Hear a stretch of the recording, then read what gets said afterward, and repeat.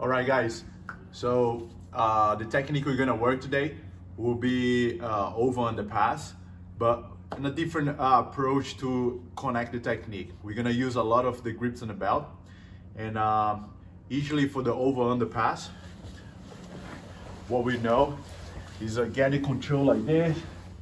That's a very old school way to pass the guard, but sometimes we don't have this space to connect the shoulder on your opponent's hip or someone you're fighting. So you're gonna work a different approach how to pass the guard, okay? So, the beginning. That's the most important part here. So spin around a little bit. He'll be in this position here, protecting his leg. This leg a little bit forward here.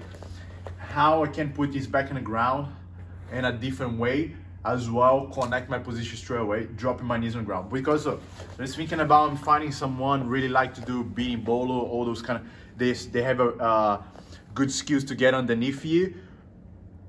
Dropping you on the ground is a good deal when you're fighting someone like that. So this is exactly what you're gonna do now. So he's trying to hold my collar. My both hands here always will be take his hand away. And what the grip that I like to do is catch his hand like that and then remove it like this. If you hold my collar, if you manage to hold my collar here, I will break, I will turn around and I will do this. Try to bring your arm back, try to use your arm back. So I've got this control, which is break and hold. Even if I want to avoid as well, because sometimes he holds the grip and he does something straight away. I don't have him in time exactly. If you want to avoid this, your both hands are protecting this part here, not like you hold anything in your gear. Try to hold it. So again, so this is a good control to avoid those type of grip. And then what I'm gonna do next, my left hand will stay and I will keep this arm away from my collar. My right hand, I'm gonna hold his foot. When I hold his foot, we're gonna do this movement here. Like I'm holding his foot and jump on the side. So it's like this movement. So when you're trying to hold the collar, remove it, hold the foot, and I'll all the way go my right arm, and I'm gonna do this jump, getting a little bit on the side here. Straight away, I'm gonna try to replace the guard. That's how I drop my knees on the ground. Okay, and now what I'm gonna do next is will be my right elbow. I will not let it go the foot. My right elbow will slide on top of his thigh to hold the belt. Why I like to hold the belt? Because the belt or even the trousers here, there are two grips really hard to break, okay? The belt will be a little bit loose sometimes, so make sure your opponent tie his belt really tight. Really helps on the sparring when you hold the grip and then his belt is tight. Or you will spend a little bit of time here trying to make this grip here on his trousers, okay? So the belt will be quicker, but moves like that. Trousers is safer, but takes longer for you to make this grip. But either way, when I'm approaching with this grip here, my elbow goes on the ground. The main thing will be my elbow blocking it. I don't have my grips yet, but if others start push me, I'll stay tight, chasing whatever he goes, and then I make some time here to make the grip on the belt. Okay? So one more time. Take the hand away. Okay, always with your hand here. Take it. He needs some grip to approach something, so I know more or less what he wants. So he's trying to make the grip of 1, 2, and I'll look at the jump now. 3. He's trying to drop the knees on the ground. Look at my elbow. Try to bring your leg back. So my hand's still here on his foot. Then I drop my elbow here. Okay.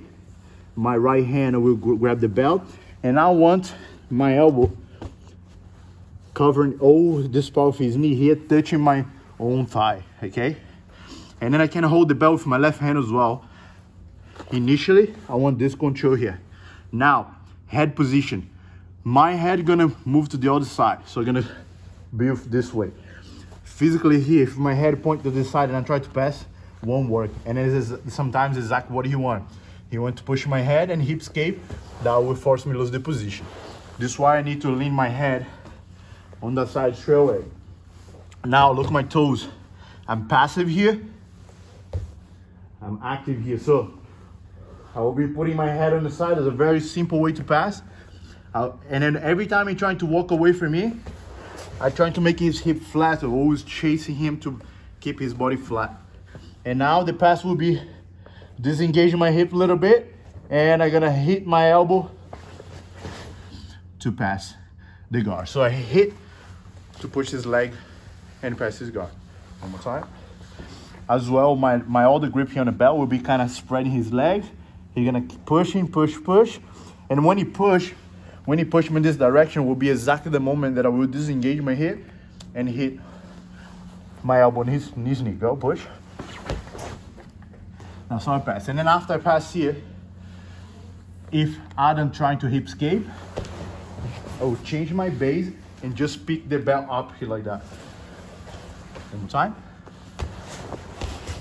So he needs to turn his hip to create some space and replace the guard. So I'll be kind of picking the belt up. If he trying to turn his back, I punch the belt. So it's all about control his next reaction. He can turn to me, hip escape that way. I pick the belt. The example I like to give every time in my class is this one here. Try to hip escape. So I'm picking him up. If he tries to go that way, I punch the hip. Okay? So one more time.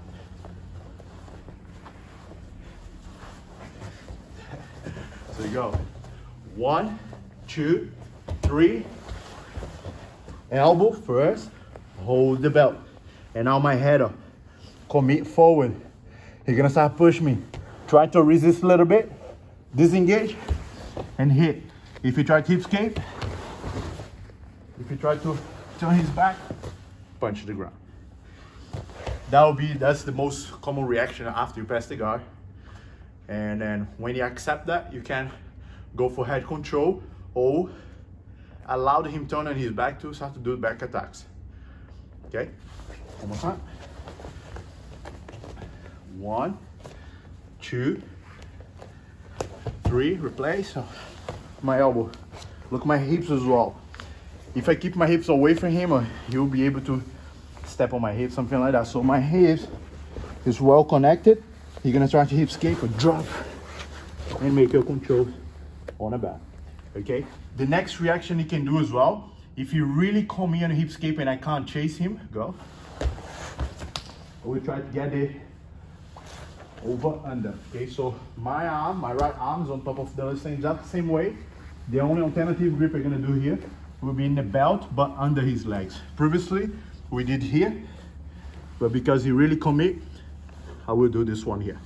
Okay, and my hips as well, the same way. You're gonna try to push. You're gonna push. Well, but don't forget to leave your arm here for a long time. You can push my head and get in a triangle. So when I get here, push my head, let it go, and drop your elbow on the ground. And then hip escape. Turn your back, punch the ground, and then if you keep going, we can go to back attacks. So this is a very simple way to trap the leg. Every time we get here, I like to call this position here the headquarters, where from here, there's many different ways how he reacts, and then I take advantage of his reaction to pass his guard. So trap the leg like this is a good deal. Some people, they like to do this here, but this I'm automatically giving him the half guard.